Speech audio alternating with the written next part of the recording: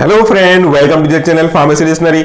आपने मोतियाबिंद के बारे में सुना हुआ है कि जब मोतियाबिंद होता है तो आंखों के सामने जाले बनने लगते हैं, विजिबिलिटी हमारी कम होने लगती है, धीरे से धुंधलापन और बढ़ते जाता है और फाइनली जब ये बहुत बड़े स्टेज पे पहुंच जाता है तब आपको दिखाई देना बंद हो जाता है। इस मोतियाबिंद के इलाज तो अलग अलग हो सकते हैं, लेकिन एक तरीका जिसको हम लोग ज्यादातर यूज करते हैं आज के डेट में वह सिंपल सा प्रिकॉशनरी ऑपरेशन, मतलब कह लीजिए कि इसको और बढ़ने से रोकने के लिए हम इसको ऑपरेट करके निकाल देते हैं।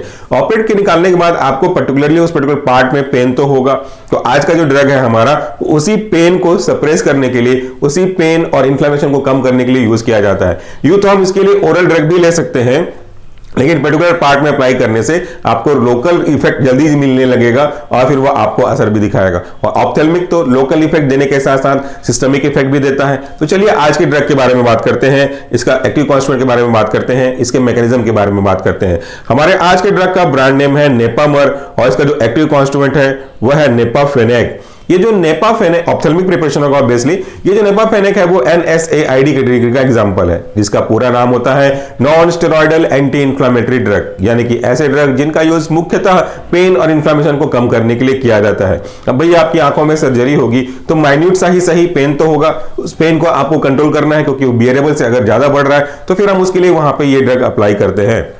पेन के लिए रिस्पॉन्सिबल जो केमिकल मीडिएटर होता है वो होता है प्रोस्टाग्लैंडिन।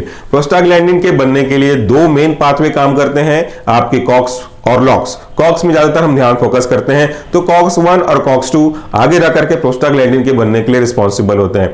तो जिसकी भी बॉडी में किसी स्ट्रेस की वजह से, किसी स्टिमुलस की वजह से प्रोस्टाग्लैंडिन बन रहा है, उसको में पेन या इन्फ्लेमेशन का थोड़ा थोड़ा फीवर भी आ सकता है। तो आपका मुख्य उद्देश्य क्या होता है यहाँ पे, आपके पेन को, आपके इन्फ्लेमेशन को कम करना। तो उस उद्देश्य को पूरा करने के लिए आपको क्या करना पड़ेगा, आपको प्रोस्टाग्लैंडिन के सिंथेसिस को इनहिबिट करनी पड़ेगी। तो प्रोस्टाग्लैंडिन के सिंथेसिस कराता कौन है, कॉक्स 1 और कॉक्स 2। तो आपको क्या करना चाहिए, कॉक्स 1 और कॉक्स 2 को अफेक्ट करना चाहिए। आज का ड्रग इसी कॉक्स 1 कॉक्स 2 पाथवे को अफेक्ट करके अपना मैकेनिज्म ऑफ एक्शन देता है।